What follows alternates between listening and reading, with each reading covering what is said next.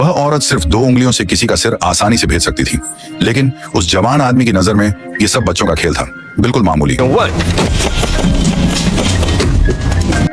उसकी इस बेइज्जती पर गुस्साई औरत ने शेखी बघारी कि वह भी अपनी पूरी ताकत से ऐसा कर सकती है।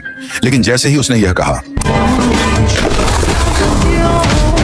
उसके सामने खड़ा जवान आदमी, वही बेमिसाल गुरु जो विंड गॉड रैंकिंग में नंबर 1 पर था, जिसने रैंकिंग की बिल्कुल भी परवाह नहीं की, ने लापरवाही से शराब गिरा दी, जिससे विंड गॉड रैंकिंग धूल में मिल गई। जब मठाधीश वहां पहुंचा तो उसने सिर्फ टूटी हुई विंड गॉड रैंकिंग और जमीन पर 2 पैरों के निशान देखे।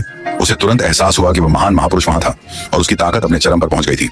हालांकि उन्हें पता नहीं था कि यह महापुरुष कोई और नहीं बल्कि मंदिर में एक जवान साधु था। उस समय वह जवान आदमी पीछे के पहाड़ों में मजे कर रहा था, शराब पी रहा था और मांस खा रहा था।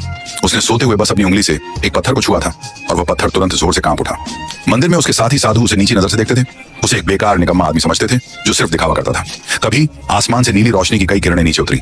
अगले ही पल मंदिर के गुरु के नेतृत्व में वॉर गॉड मंदिर के लोग अचानक प्रकट हुए। उनका मकसद पवित्र युवती को सगाई रद्द करने के लिए उस लड़के को ढूंढने में मदद करना था। उसे हतोत्साहित करने के लिए उस औरत ने तुरंत उसे परेशान किया। वॉर गॉड मंदिर की पवित्र युवती उड़कर आई। उसकी अलौकिक सुंदरता ने तुरंत साधुओं की आंखों में चमक ला दी। पवित्र युवती शान से उतरी, उस लड़के के पास गई और उनका मैरिज सर्टिफिकेट निकाला। बिना कुछ कहे उसने उस पर पैर रख दिया, ये इशारा करते हुए कि जब तक लड़का पक्का इरादा रखता है वह सफल होगी। अगर लड़का सगाई रद्द करने के लिए मान जाता तो वह उसे मुआवजे के तौर पर वॉर गॉड मंदिर में अपने पर्सनल गार्ड के तौर पर शामिल होने देती। लेकिन लड़के ने जिद करके जवाब दिया, मेरी नजर में कोई रद्दीकरण नहीं होता, सिर्फ किस्मत होती है। इन शब्दों से महिला को तुरंत गुस्सा आ गया, जो बिना कुछ कहे उस साध्वी से बदला लेने के लिए हमला करने वाली थी। लेकिन उस जवान आदमी ने सख्ती से जवाब दिया, मेरी नजर में रद्द करने जैसी कोई चीज नहीं होती, सिर्फ अलग होना या फिर से मिलना होता है। इन शब्दों से महिला को तुरंत गुस्सा आ गया, जो बिना कुछ कहे उस साध्वी से बदला लेने के लिए हमला करने वाली थी।